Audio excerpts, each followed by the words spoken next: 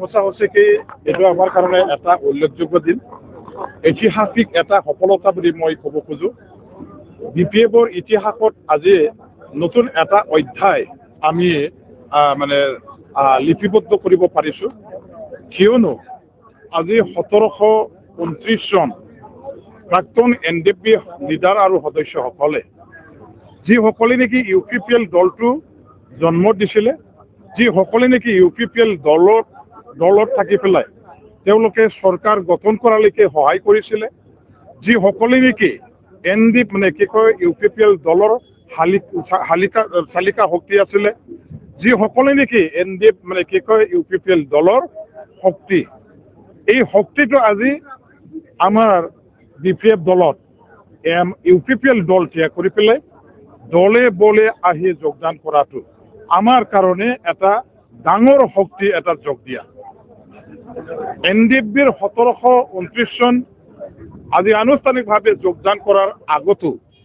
আমি বহুখিনি জাগাত আমাৰ NDP যিসকল UPPL লগত আছিলে আমাৰ দললৈ অহাটো সদায় আমি পাই আহিছিলো। তেওঁলোকে বিভিন্ন স্থানত বিভিন্ন সময়ত যোগদান কৰিছিলে। কিন্তু এই যে আজি 1729 চন যোগদান কৰা সকলে একেবাৰে UPPL দলৰ ভিতৰ চৰাত থাকি পেলাই কাম কৰা এজন সক্ৰিয় নেতা, সক্ৰিয় সদস্য, আৰু তেওঁলোকে আমাৰ BPF দলৰ লগত কেতিয়াও সম্পৰ্ক ৰক্ষা কৰা নাছিল বা আমাৰ লগত কোনো সম্পৰ্ক নাছিল। তেওঁলোকে UPPL দলৰ হৈ কাম কৰা এজন সদস্য লিডাৰ আছিল। এই শক্তিটো আজি আনুষ্ঠানিকভাৱে আমাৰ ইয়াত যোগদান কৰাৰ দ্বাৰা দি BPF দলৰ শক্তি বহু গুণ বাঢ়িছে। আৰু BPF দলৰ কাৰণে আমাৰ এটা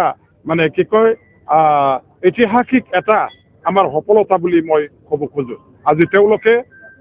তেওঁলোকৰ দাবী দাৱা আমাৰ ইয়াত স্মাৰক পত্ৰ তেখেতসকলে গতাই দিছে। হাগ্ৰামা মহিলাৰী ডাঙৰীয়া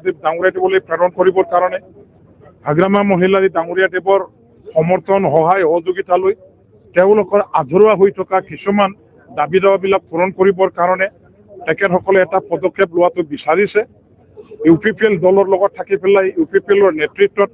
তেওঁলোকৰ সমস্যাসমূহ সমাধান হ'ব বুলি তেখেতসকলে যথেষ্ট আশা লৈ পেলাই দলত থাকি কাম কৰিছিলে। তেওঁলোকৰ ৰিহাবিলিটেশ্যনৰ আজি সমস্যা আছে। আজিৰ তাৰিখলৈকে ৰিহাবিলিটেশ্যন পূৰ্ণাংগভাৱে তেখেতসকলে পাবলৈ সক্ষম হোৱা নাই। বহুজন NDP লিডাৰ সদস্যসকলে ৰিহাবিলিটেশ্যনৰ সা সুবিধা আজিলৈকে পোৱা নাই। বহুজন লিডাৰ, বহুজন খেদাৰ আমাৰ NDP ভাই বন্ধু বিলাকৰ আজি বিভিন্ন থানা আউটপোষ্ট বিলাকত বিভিন্ন বেয়া কেছ আজি তেওঁলোকৰ এগেইনষ্টত ৰুজু হৈছে। এইবিলাক কেছৰ উইড্ৰৱালৰ কাৰণে আমাৰ যোৱা দিনবিলাকত UPPL চৰকাৰৰ আমলত এইখিনি কামটো কৰিবৰ কাৰণে পদক্ষেপ ল'ব লাগিছিল। নলোৱাৰ কাৰণে আজি এইবিলাক কেছ উইড্ৰ নোহোৱাকৈ বৰঞ্চ বহুত এই কেছৰ কাৰণে NDPৰ সদস্যসকলে, লিডাৰসকলে হাৰাশাস্তিৰ সন্মুখীন হ'ব লগা হৈছে। মেঘালয়ত গৈ পেলাই, শ্বিলঙত গৈ, নাগালেণ্ডৰ কহিমা, ডিমাপুৰত গৈ পেলাই, ইটানগৰত গৈ পেলাই তেওঁলোকে কেছ চলাই থাকিব লগা হৈছে। আৰ্থিকভাৱে জৰুলা হৈছে, মানসিকভাৱে, শাৰীৰিকভাৱে যথেষ্ট কষ্ট পাইছে। এইবিলাক কষ্ট আজি তাৰ পৰা উদ্ধাৰ কৰিবৰ কাৰণে যোৱাবাৰ চৰকাৰে যথেষ্ট পদক্ষেপ লোৱাৰ তেওঁলোকৰ দায়িত্ব কৰ্তব্য আছিলে। সেইবিলাক নকৰাৰ কাৰণে আজি তেখেতসকলে কষ্টৰ সন্মুখীন হ'ব লগা হৈছে। আজি তেখেতসকলে চৰকাৰী চাকৰি হিচাপে চিভিল চাকৰিটো এজনো পোৱা নাই। আৰ্মি, পুলিচ, মিলিটাৰী, পাৰামিলিটাৰী ফৰ্চৰ ৰিক্ৰুটমেণ্টৰ কাৰণে স্পেচিয়েল ৰিক্ৰুটমেণ্ট ড্ৰাইভ ৰিহেবিলিটেশ্যনৰ নামত যিটো কৰিব লাগিছিল, সেইটো UPPL চৰকাৰৰ আমলত তেখেতসকলে পদক্ষেপ ল'ব নাজানাৰ কাৰণে আজিলৈকে নহ'ল। আমাৰ NDP ল'ৰাবিলাকে আজি ট্ৰেক্টৰৰ লেবাৰ হৈ খাই থাকিব কাম কৰি যাই থাকিব লগা হৈছে।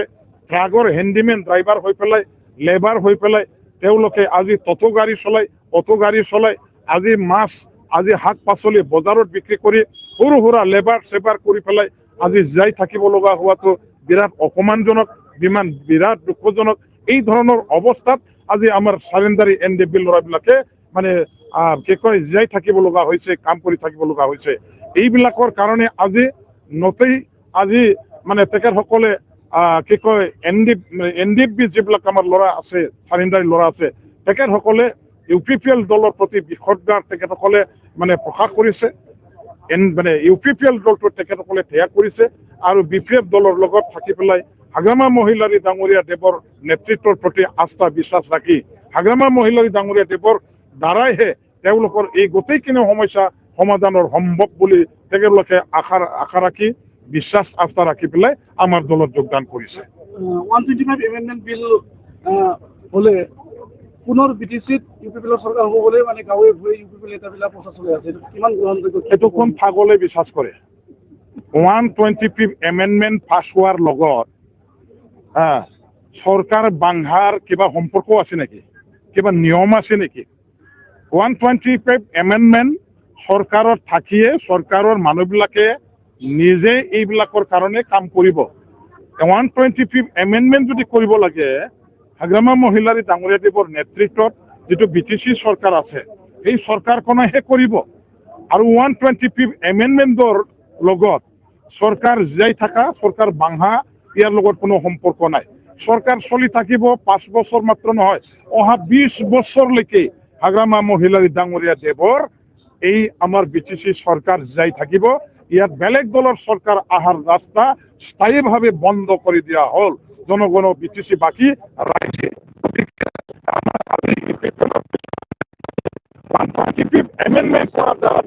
চৰকাৰ BTCৰ হাগ্ৰামা মহিলাৰীৰ আণ্ডাৰত যেটো আছে এইটো লগে লগে ভাঙি যাব বুলি মানুহবিলাকৰ মাজত ভুৱাকৈ এটা প্ৰচাৰ চলাই এই ভুৱা কথা মিছা কথা কৈ তেওঁলোকে ইলেকশ্যন খেলিবৰ কাৰণে এটা মানে নোহোৱা ইস্যু উঠাই তেওঁলোকে ৰাইজৰ মাজত যে কাম কৰিছে হমাইছে সেইটো হসাকৈ লজ্জাজনক সেইটো হসাকৈ দুঃখজনক আৰু তেওঁলোকৰ অৱস্থা যে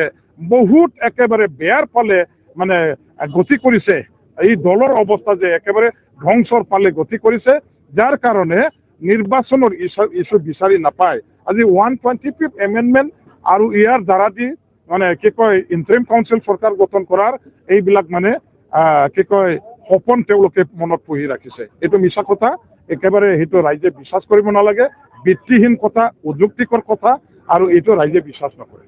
প্ৰাক্তন মন্ত্ৰী ইউসুফ ব্ৰহ্মই এটা কথা কৈছে ইতিমধ্যে 3জন UPPLৰ MP আছে সেই 3জন MPৰ দ্বাৰাই BTCখন চলাব বুলি কৈছে 3জন MPয়ে BTCখন চলাবৰ কাৰণে যেটো সপোন লৈছে এইটোতো মানে মুংগেলাল কা হাসিন চাপনে এইবিলাক মানে মিছা কথা মানে কি কয় ভিত্তিহীন কথাবিলাক কৈ পেলাই আজিৰ দিনটোত বহুত বিচাৰিবলৈ গলে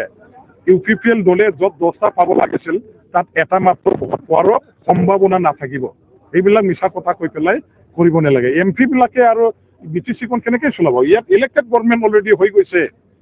ইলেক্টেড গভৰ্ণমেণ্ট নিৰ্বাচিত চৰকাৰ লাখ লাখ ৰাইজে ভোট দি পেলাই চৰকাৰত এতিয়া হাগ্ৰামা মহিলাৰী ডাঙৰীয়া দেৱ বহুৱাইছে হাগ্ৰামা মহিলাৰী ডাঙৰীয়া দেৱৰ হাতত চৰকাৰৰ ক্ষমতা পৰিচালনাৰ ক্ষমতা সুযোগ ইতিমধ্যে প্ৰদান কৰিছে এই চৰকাৰ শক্তিশালী এটা চৰকাৰ এই চৰকাৰ NDAৰ চৰকাৰ দিল্লীত NDAৰ চৰকাৰ আছে দিছপুৰত NDAৰ চৰকাৰ আছে চৰকাৰ আকৌ কেনেকৈ মানে কি কয়